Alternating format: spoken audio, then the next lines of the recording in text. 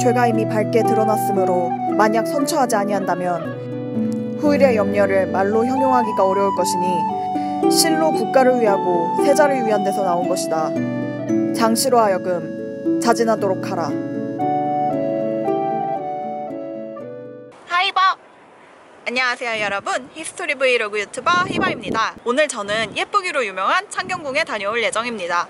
그런데 이 창경궁에 관련된 이야기들이 굉장히 흥미롭고 유명한 이야기들인데요.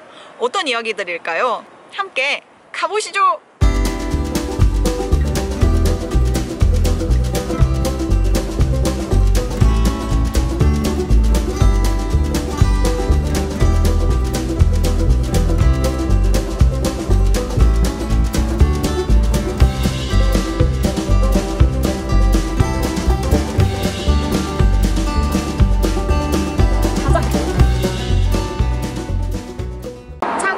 입장권입니다. 우리나라 궁궐의 매력은 화려하면서도 자연과 조화를 이루며 편안한 마음을 주는 것 같아요. 자세히 보면 볼수록 정교함에 놀라고 카메라가 닿는 곳마다 아름다운 이곳을 보고 있으면 선뜻 비극이 떠오르지 않습니다.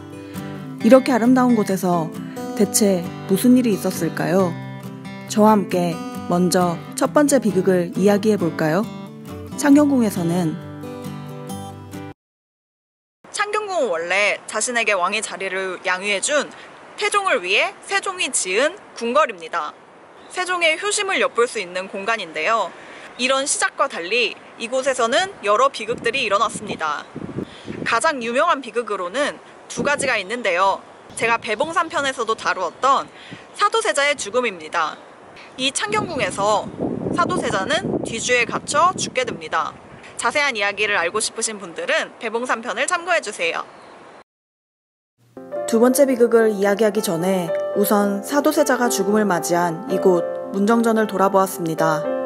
아버지가 아들을 죽이고 죽은 이의 아들은 11살의 아버지의 죽음을 지켜보아야 했던 영조, 사도세자, 정조 3대에 걸친 이야기가 담긴 곳입니다. 이제 다음 이야기의 무대가 되는 곳으로 이동했습니다. 보이는 모든 공간이 아름다워 영상을 엄청 많이 찍었어요. 관람 시간을 넉넉히 잡고 돌아보시는 걸 추천드려요. 저는 올 때마다 전체를 다 보고 가겠다고 생각하기보다 여유롭게 마음에 드는 장소에서 오래 머무르며 사색하는 걸 좋아해요. 날씨가 좋았다면 더 예쁘게 담아왔을 텐데 아쉬워요. 하지만 자연의 변화에 따라 그 모습이 달라지는 게 궁궐의 엄청난 매력이라고 생각합니다. 사시사철 푸른 큰 소나무를 지나면 우리가 나눌 이야기의 무대, 여기가 바로 통명전입니다. 이곳에서는 어떤 일이 일어났을까요? 오늘은 장희빈의 이야기에 중점을 맞춰보도록 하겠습니다. 창경궁에서 왕비가 머무르는 공간에 저주를 퍼부었다는 이유로 장희빈은 사약을 받고 죽게 됩니다. 그런데 이 장희빈이란 인물 또한 왕비의 자리에 올랐던 인물인데요. 그 유명한 장희빈과 인현왕후 사이에 이야기를 해볼까 합니다. 장희빈은 궁녀로 출발한 사람입니다. 궁녀로서 왕위까지 올랐던 사람은 장희빈이 유일한데요. 그런데 장희빈이 후궁이 되었을 때 이미 숙종의 정비인 인현왕후가 있었습니다. 그런데 희빈 장씨를 총애했던 숙종은 장희빈이 낳은 아들 훗날 경종을 바로 원자로 책봉하고 이후에 기사 환국을 단행하여 인현왕후를 폐서인시키고 장희빈을 왕비로 세웁니다. 그런데 이렇게 장희빈을 왕비로 세운 환국 이후 숙종은 인현왕후를 폐서인시킨 걸 후회했다고 해요.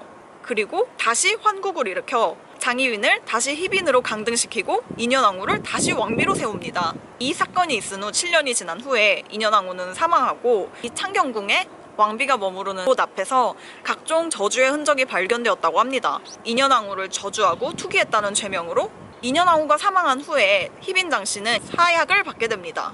이런 이야기가 담긴 곳이 바로 이 창경궁입니다. 이야기가 담긴 옛 공간과 마주할 때마다 그 시절 속 인물과 만나는 기분이 듭니다.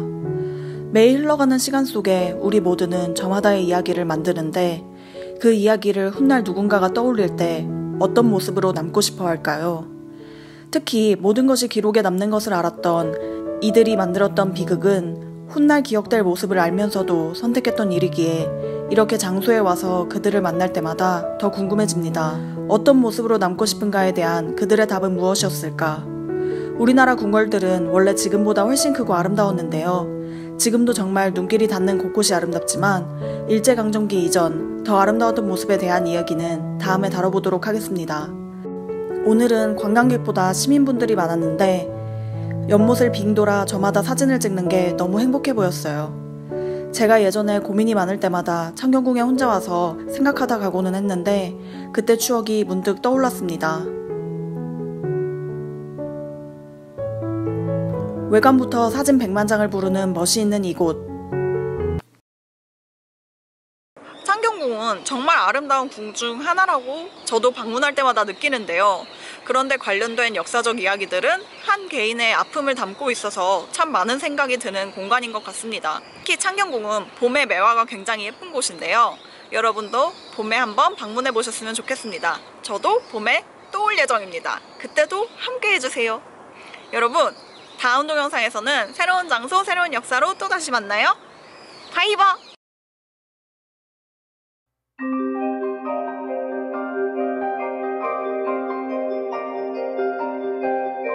희빈 장씨가 내전을 질투하고 원망하여 몰래 모해하려고 도모하여 신당을 궁궐의 안팎에 설치하고 밤낮으로 기축하며 흉악하고 더러운 물건을 두 대궐에다 묻은 것이 낭자할 뿐만 아니라 그 정상이 죄다 드러났으니 신인이 함께 분개하는 바이다.